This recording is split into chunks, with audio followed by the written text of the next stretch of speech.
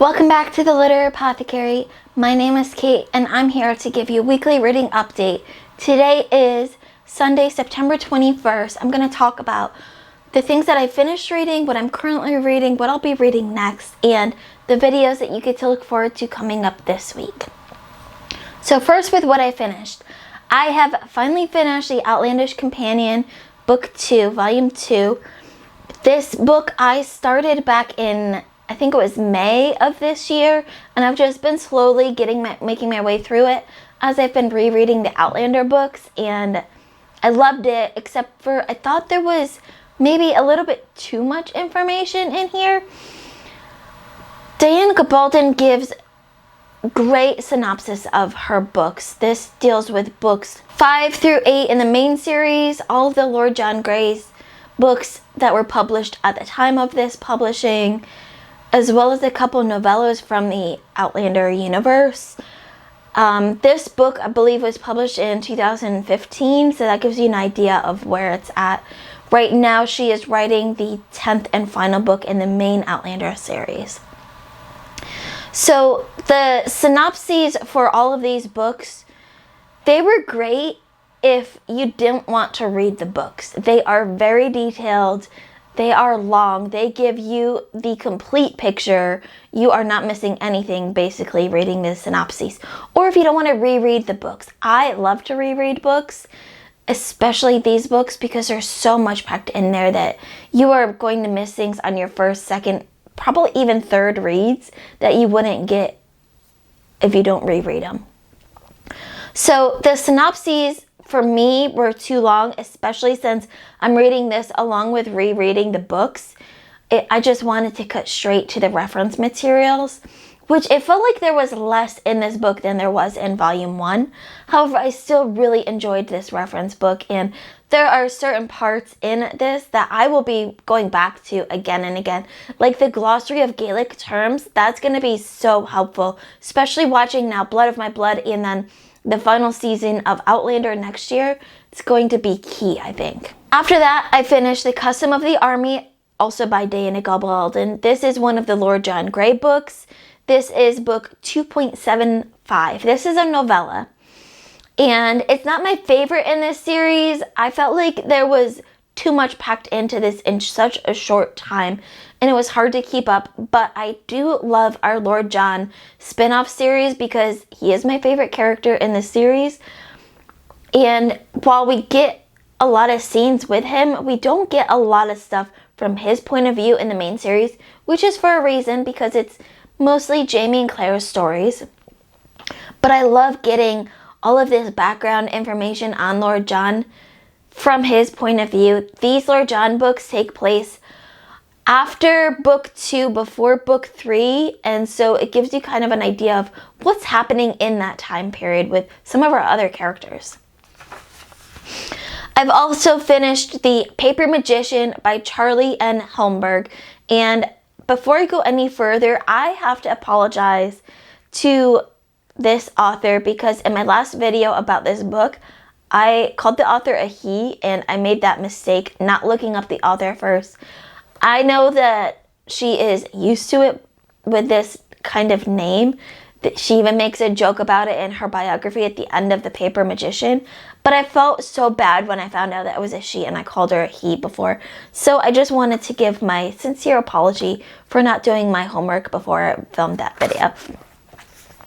Anyways, back to The Paper Magician. This is book 1 in the Paper Magician series, and there's just something in this book that I couldn't put my finger on. It felt like it was just missing something. It was whimsical, not dark enough maybe for some of the topics that we're talking about, and I just couldn't feel the emotions in these characters like I wanted to. But I did enjoy it, and I will likely return to this series eventually one day. The last book that I have finished this week is Humane Killer by Diana Gabaldon and Sam Sykes, who is Diana Gabaldon's son. This was very much Diana Gabaldon's writing style. It was too fast-paced for me, but I did enjoy the lightheartedness of seeing Diana Gabaldon write this book, especially the beginning of this book, it's more like a novella because it was very short and fast. This novella, the beginning especially reminded me of those scenes in Outlander, the first book, where we've got witch trials going on. There's a witch trial in this book, and it's very, very reminiscent of it. I was like, yes, that is Diana Gabaldon's writing right there. I couldn't tell a lot where her writing ended and his writing did. Maybe it was more of a joint effort of ideas and less writing. I don't know. The second half of the book felt much less like Diana Gabaldon and much more like possibly her son would write. Who knows?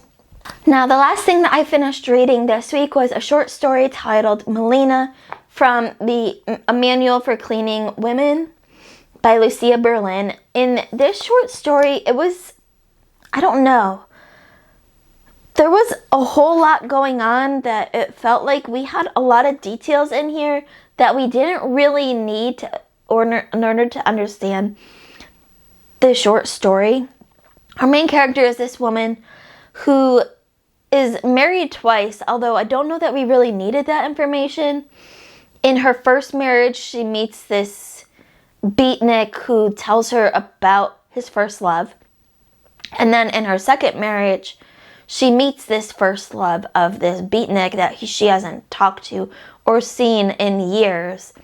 And she wants to tell the love about him, but she doesn't. And then she wants to tell her husband about the love, but she doesn't. And it was just a little confusing to me about why we got all these details if they didn't really matter that much. But maybe I just wasn't the intended audience for it and I just didn't get it. So let's move on to my current reads, what I'm currently reading. Some of this, again, is going to sound familiar. Some of it's going to be new. My physical reads include A Breath of Snow and Ashes, book 6 in the Outlander series. Yes, still going on that. I am past the halfway mark now, so things are moving along. I'm still really enjoying it. This is turning out to be one of my favorite books in the series, I think, because there's just so much that happens that I forgot all happened in this book. It feels like such a momentous book in the series. I'm also reading Ship of Destiny by Robin Hobb, and while I'm loving it, when I think about it, when I'm reading it, physically reading it, my attention is starting to wane, and maybe that's partly because my audiobook with the library was up and I couldn't renew it because there was someone behind me. And when I'm reading Robin Hobb, those audiobooks really help center me in the reading and keep my mind from wandering too much. Maybe that's why. Maybe I don't. And then I'm also reading I Am Legend and Other Stories, a short story collection with that novella in it by Richard Matheson. This is a John pick and I am enjoying it, but yeah, the story I Am Legend is really, really slow paced. In the movie with Will Smith, we're already way past where we're at right now. He's still trying to figure out all the different ways to kill these vampires, and I'm gonna guess I'm probably at least halfway through this novella already. So I'm enjoying it, but it's really slow paced for me, and I hope the other stories aren't as slow paced because that's not going to be good for the rating in this book. My ebook that I'm currently reading is Night's Shadow by Sebastian de Castiel. This is book 2 in the Grey Coat series, and I am loving returning to this humor in these books. I read book 1, Traitor's Blade, long time ago, several years ago now. I got all 4 books in the series at the same time, but just like with many other series, I'm terrible at continuing on in the series. It's not that I don't want to, I just get distracted and I forget that there's other books in the series to read. So now I'm finally returning to the Great Coat series, and I'm loving book 2. Although my brain is having a hard time following some parts, I don't know if I completely zoned out of a chapter or if the book skipped ahead I went to the next chapter and I felt like I skipped a whole part of the story and a resolution of an action that was happening. But I continued reading because I'm still enjoying it. And the audiobook that I am currently reading is The October Country by Ray Bradbury. And this is a short story collection, and this is my first Ray Bradbury. This thing is so wild. So it feels like Ray Bradbury's writing style is kind of Cormac McCarthy's post-apocalyptic characterizations and grittiness combined with the crazy out-of-this-world ideas of H.P. Lovecraft, all in one writing style. I am enjoying this more than I thought I would. I'm reading this now because the audiobook on Audible is leaving my Audible account, ironically, at the end of the month before October starts. So I'm reading The October Country now in September before it goes away. I am enjoying it, although the narrator in this audiobook is really slow, so I had to speed him way up because I couldn't sit there and listen to that slow prose, that slow reading. Not the prose. The prose is not the slow part, it's the reading in this case. That brings up what I'm going to be reading next when I finish this. And again, one of these will sound familiar, the rest will be new. Of course, I still have the biography of Leonardo da Vinci to read. That will be my next physical read after I finish one of these. Once I finish I Am Legend, I will start in on Life of Pi, which is John's next pick. He's just going to help me get through all these books that I own that I haven't read yet. So once I finish one, he's going to pick another one, and we're just going to keep his picks going because he picks good. The next ebook I read is going to be the next book in the Great Coats series. That's book 3, Saint's Blood by Sebastian de Castiel. Just going to finish off that series while I'm at it now.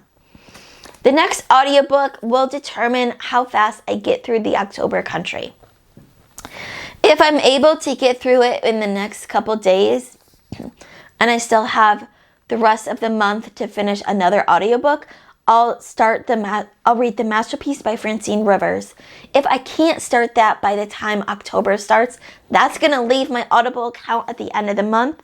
So then I'll move on to Citizen by Claudia Rankin, and that one is going to be leaving my account on October 14th. So that'll be the next one up after The Masterpiece, or in place of The Masterpiece, depending on when I finish The October Country. Now, the next videos that you have looking forward to coming up on my channel include a quick spoiler-free review for Virgins by Diana Gabaldon, and what will likely be another quick review for It Will All Work Out, The Freedom of Letting Go by Kevin Hart. If either of those sound interesting to you, be sure to check my channel coming this week on Tuesday and Thursday are when my video reviews go up. Let me know in the comments below, what was your favorite reading moment from this past week, and what are you looking forward to reading the most in this next week? As always, keep reading, and I love you all to the moon and back.